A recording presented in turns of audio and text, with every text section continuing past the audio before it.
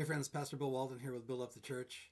This is a devotional word for May 24th, 2024, and this is out of the Gospel of John, chapter 10. We find Jesus once again on the Temple Mount. He has been visiting there quite frequently in John chapter 10, teaching the people. The people are flocking to him. The common man loved to hear what Jesus had to say, but once again we see another confrontation with the religious rulers. They are not happy with Jesus. He doesn't fit what they think a Messiah should be doing. One of the popular mindsets of that day was that the Messiah would come and be a political Messiah. We even see that in the book of Acts when Jesus had been raised from the dead and the disciples asked him, "Are you now going to restore the nation of Israel?" They were looking for a political king, a political leader. Jesus often refrained from using the title Messiah on himself because of the overtones that it was connected to a political work. But he used many other terms that the Jewish leaders should have been familiar with. One of the most frequent was the Son of Man, found in the book of Daniel, speaking about the one whom God the Father would send. We pick up the story here in John chapter 10, verse 22. It says this, "Now it was the feast of dedication in Jerusalem, and it was winter. And Jesus walked in the temple in Solomon's porch." It was a covered outdoor patio, if you will, a lot of columns, and people would gather there and have discussions, and Jesus would go there and teach. Then the Jews surrounded him. It sounds like a very kind of an attack mode mentality that they had, a very aggressive mode that they had against Jesus. The Jews surrounded him and said to him, "How long do you keep us in doubt? If you are the Christ, tell us plainly." That word doubt there can also be suspense. So it would be, how long do you keep us in suspense? If you're the Christ, if you're that Messiah, tell us. Jesus is going to go on to tell them this, "I have told you. You've seen signs, you've seen wonders, and you've heard me say things, but none of those things fit your narrative. None of those things fit your expectation about what the Messiah would do when he comes to the nation of Israel." And so they weren't really asking with sincere hearts. They were trying to fit Jesus into their narrative and into their expectation. This often happens with people. They say things like this, "Where was God when I needed him?" Well, he was there, but you wanted him to do a certain thing, and he wasn't going to be forced into your agenda, those kinds of things. And so people want to dictate what God should be doing, what he shouldn't be doing, and what he should be concerned about. And when God doesn't answer people's agenda, they write him off. And they'll write him off even as they're asking questions. "God, where were you when I needed you?" So this is a very common thing, very human thing to do. We have to get past that. If God is God, he has a higher agenda, a better agenda. He has better plans than we have for ourselves and for our loved ones and for our lives and for the world.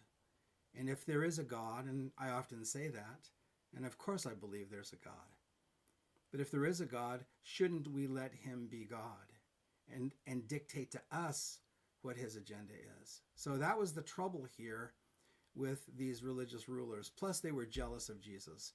He was showing the masses about their self-righteous attitudes and their superiority complexes. So once again, go back to verse 24. "Then the Jews surrounded him and said to him, 'How long do you keep us in doubt? How long do you keep us in suspense, Jesus? We really want to know. If you are the Christ, tell us plainly.' And Jesus answered them, 'I told you. I have told you, but you don't believe.' Jesus would go on to say this, 'The works that I do in my Father's name, they bear witness of me.'" Isaiah chapter 35 predicted that when the Messiah came, the blind would see, the deaf would speak, the dumb would speak, and the deaf would hear. The lame man would leap up and dance, and Jesus had performed all of those miracles. But they weren't looking for that because they were looking for a political Messiah. Jesus had said many things pointing to the fact that he was the sent one of God. John 3:13, I am the one who came down from heaven. John 3:15, whoever believes on me has eternal life. John 5:19, I am the unique Son of God.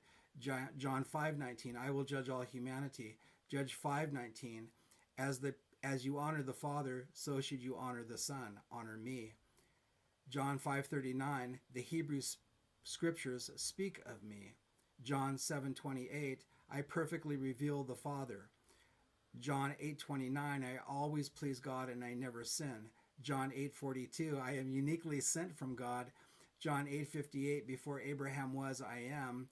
John 9:37, I am the Son of Man prophesied by Daniel. John 10:17, I will raise myself from the dead. John 6:48, I am the bread of life. John 8:12, I am the light of the world. John 10:9, I am the door. John 10:11, I am the good shepherd. They said, why are you keeping us in suspense? My paraphrase of their attitude would be, say it like we want it. You know, when we're looking for truth, we don't dictate how that truth should be revealed to us. The concern should be looking for truth and adapting our minds and lives to what we discover, not trying to force the truth to fit into our narrow definition of what we think should be. So Jesus had told them. Jesus said in verse 25, I told you, and you do not believe. The works that I do in my Father's name, they bear witness of me. Let me encourage you. If you're a Christian and you're looking for God's will for your life, don't decide ahead of time what it should be. Let God be God. Let him be the sovereign over your life. If you're not a Christian and you're trying to decide if you want to be a Christian and in your mind you're asking God to reveal himself, let him reveal himself the way he's going to do, the way that he wants to, rather than you saying, God, if you're there, reveal yourself to me, but this is the way that I want you to do it and this is how I want you to be. Those are insincere questions. And we can say afterwards, if God didn't fit the mold that we wanted to put him in, that he failed us. May we not be found with that kind of mindset. May we say, Lord, your will be done. Your kingdom come, your will be done. I'll adapt to you. So, some things to think about. Thanks for watching.